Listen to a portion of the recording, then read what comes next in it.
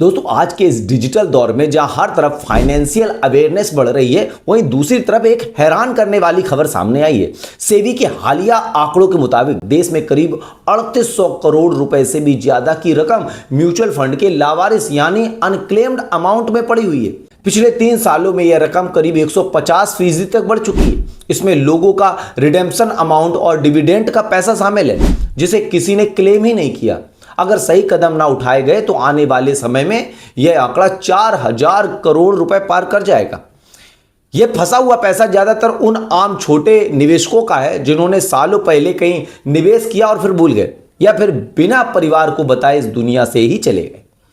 बड़े निवेशक तो अपने डॉक्यूमेंट्स और नॉमिनेशन हमेशा अपडेट रखते हैं, लेकिन आम इन्वेस्टर अक्सर यही गलती कर बैठते हैं।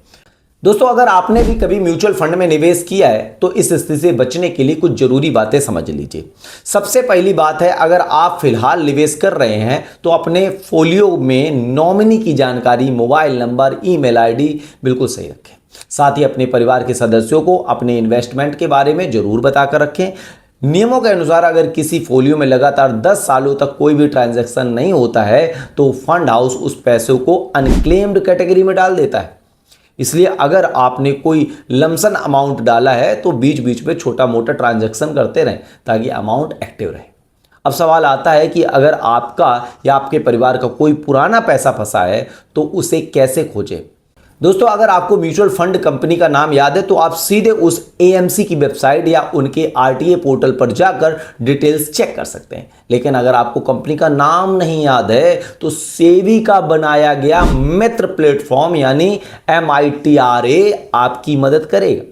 यह पोर्टल इसलिए बनाया गया है ताकि पुराने या भूले हुए इन्वेस्टमेंट को आसानी से ट्रैक किया जा सके।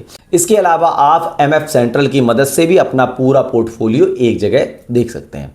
जब आपको अपने पैसे का पता चल जाए तो ध्यान रखिए, नॉर्मल तरीके से रिडीम नहीं होगा। इसके लिए आपको संबंधित फंड हाउस या आरटीए की वेबसाइट से अनक्लेम्ड फॉर्म अपलोड करके भरना होगा। इस फॉर्म का साइन करके जरूरी डॉक्यूमेंट के साथ ऑनलाइन जमा करें या पास के ब्रांच ऑफिस में सबमिट कर दें। आमतौर पर फॉर्म जमा करने के 3 से 5 दिनों के भीतर पैसा आपके खाते में ट्रांसफर कर दिया जाता है। अगर 7 दिनों तक कोई रिस्पॉन्स ना मिले तो आप दोबारा कंपनी या आरटीए से संपर्क कर सकते हैं। इसके बावजूद भी अगर आपकी समस्या हल नहीं होती है तो आप सेबी के स्कोर्स पोर्टल पर जाकर अपनी शिकायतों को दर्ज करा सकते हैं। तो अगर आपके घर में किसी बुजुर्ग ने सालों पहले इन्वेस्ट किया है तो आज ही इन प्लेटफॉर्म पर जाकर चेक करें, अपने हक का पैसा वापस पाएं। अगर यह जानकारी आपको काम की लगी है तो वीडियो को लाइक, अपने दोस्तों और परिवार को साथ शेयर कर दें। अगर आपके पास कोई सवाल है तो मुझे कमेंट करें, मैं अगली वीडियो में उसका जिक्र करूंगा और आपको सही जानकारी देने की कोशिश करूंगा। जय हिंद।